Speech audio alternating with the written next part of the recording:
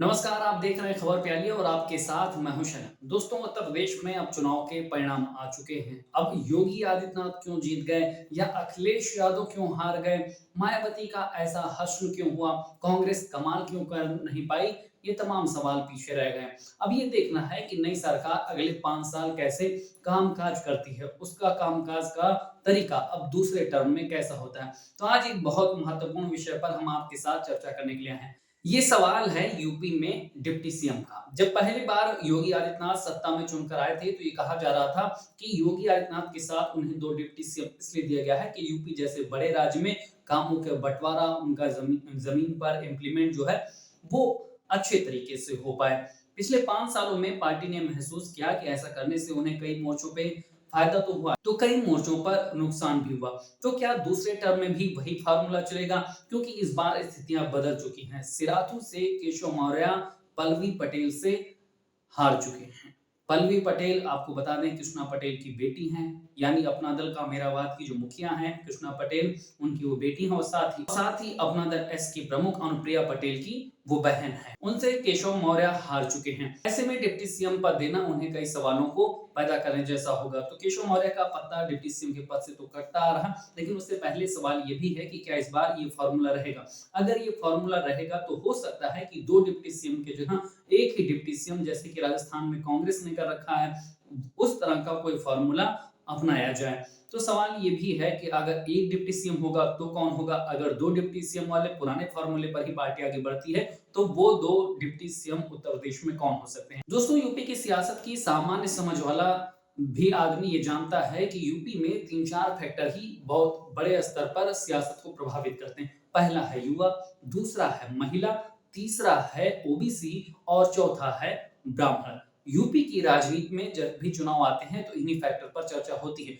तो अगर इन पैमानों को हम ध्यान में रखें, जिनको साधने के लिए पिछली बार 2 डिप्टी सीएम रखे गए थे, तो इन पैमानों पर इस बार कौन खरा उतर रहा, उन 3-4 नामों की हम आपको चर्चा करेंगे।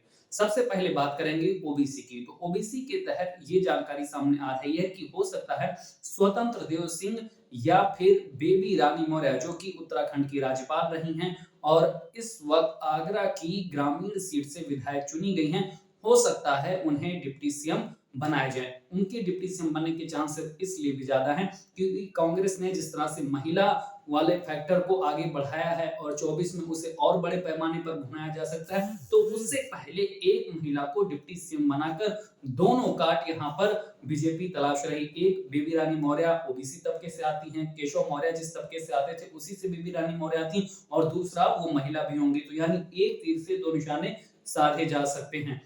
दूसरा, अगर ओबीसी का ही कोई बड़ा मजबूत नेता अगर पार्टी आगे बढ़ाना चाहेगी तो उस तौर पर स्वतंत्र देव सिंह पैमाने पर खरे उतरते हैं। स्वतंत्र देव सिंह मौजूदा वक्त में बीजेपी के प्रदेश अध्यक्ष हैं और उनकी नेतृत्व में बीजेपी ने दोबारा सत्ता हासिल की है। उन्होंने संगठन पर बहुत अच्छा काम किया। उनकी इसी क्षमता को देखते हुए उन्हें प्रदेश अध्यक्ष की कमान सौंपी गई थी, और अब अगर उन्हें प्रदेश अध्यक्ष होने के बाद डिप्टी सीएम भी बनाया जाता है तो योगी सरकार के कामकाज में वो बड़े मददगार भी साबित हो सकते हैं। जो दूसरे फैक्टर जो पैरेलल सरकार के चलते रहते हैं उनको वो सही ढंग से मॉनिटर कर सकते हैं। तो पार्टी ये भी चाहेगी कि स्वतंत्र देव सिंह ओबीसी से भी आते हैं और उनकी नेतृत्व क्षमता जो है वो पार्टी को ज्यादा यहाँ पर लाभ पहुंचाएगी। तीसरा सबसे महत्वपूर्ण मामला जो है वो है ब्राह्मण वोट बैंक का। ब्राह्मण वोट बैंक में सबसे बड़ी बात है कि अभी तक दिनेश शर्मा इस फैक्टर को साधते हुए नजर आ रहे थे जो पिछले 5 साल डिप्टी सीएम थे, लेकिन क्या इस बार इस फैक्टर पर पार्टी उतना जोर देगी, और जोर देगी तो क्या दिनेश शर्मा की भूमिका यही होगी या फिर 2024 को ध्यान में रखते हुए उन्हें सेंटर में कोई बड़ी जिम्मेदारी दी जाए और यहाँ पर ब्राह्मण वाला फैक्टर साधने के लिए सुनील शर्मा, जो कि इस बार रिकॉर्ड रिकॉर्ड मतों से विजयी होकर आए हैं, तो हो सकता है सुनील शर्मा को ये जिम्मेदारी दी जा सकती है। इसी के साथ एक नाम और चर्चा में फिर से आ सकता है, वो है एके शर्मा, क्योंकि पिछले 5 साल में उन्हें जिस भूमिका के लिए, जिस जिम्मेदारी के लिए दिल्ली से लखनऊ भेजा गया था वो जिम्मेदारी उन्हें मिली नहीं। तो हो सकता है जब दूसरा टर्म आए तो एके शर्मा को हम उस भूमिका में देखते हुए नजर आए। फिलहाल वो बीजेपी के प्रदेश उपाध्यक्ष हैं। तो ब्राह्मण फैक्टर पर हो सकता है दिनेश शर्मा की छुट्टी हो और उनके जगह एके शर्मा या फिर सुनील शर्मा को ये जिम्मेदारी उनके अनुभव, उनकी दबदबे को देखते हुए, उनकी कार्यशैली को देखते हुए दिया जा सकता है। दूसरा डिप्टी सीएम जो केशव मौर्य वाला था, उसके लिए भी 2 नाम जो मैंने बताए वो स्वतंत्र देव सिंह और बेबी रानी मौर्य के तौर पर आपके सामने हैं। लेकिन पार्टी क्या इस बार डिप्टी सीएम वाले फॉर्मूले पर चलेगी? ज्यादातर फैसले तो योगी आदित्यनाथ ही लेते हैं। डिप्टी सीएम की भूमिका पिछले 5 साल में कितनी रही ये सबको पता है। तो क्या ये फॉर्मूला होगा या नहीं होगा, ये भी कुछ अभी तय नहीं है। हालांकि 15 तारीख को योगी सरकार का शपथ ग्रहण तय हुआ है उनके दूसरे टर्म के लिए, और हो सकता है उस दिन कई कैबिनेट मंत्री भी उनके साथ शपथ ले, लेकिन क्या उसी दिन डिप्टी सीएम का भी ऐलान होगा, ये सब कुछ 15 तारीख को तय होगा।